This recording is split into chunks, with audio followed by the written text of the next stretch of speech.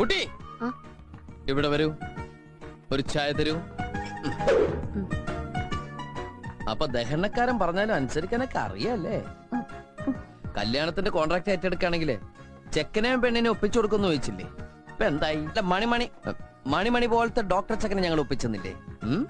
ശരിയാ, ഈ കല്യാണം കൂടെ നടന്നില്ലായിരുന്നെങ്കിൽ എന്റെ ചേച്ചിയുടെ കണ്ണു നിറയുന്നതാ എനിക്ക് ഏറ്റവും സങ്കടം.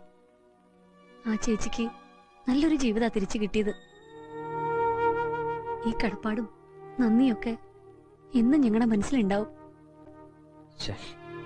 എന്താ കുട്ടിയത്? അയ്യേ, കുട്ടി തന്നെ തുടച്ചോളൂ. ഇതൊക്കെ ഞാൻ കുട്ടിയെ വിഷമിപ്പിക്കാൻ വേണ്ടി പറഞ്ഞതല്ല.